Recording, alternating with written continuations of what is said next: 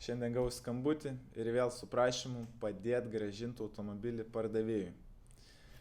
Situacija ten komplikuota, tikrai mes nebesiveliam į tuos dalykus ir atsiprašom visų norinčių, kad atliktumėm šią paslaugą. Bet trumpai jums papasakot pagalvojau būtų naudinga, kad jūs pasimokytumėt ir taip nedarytumėt.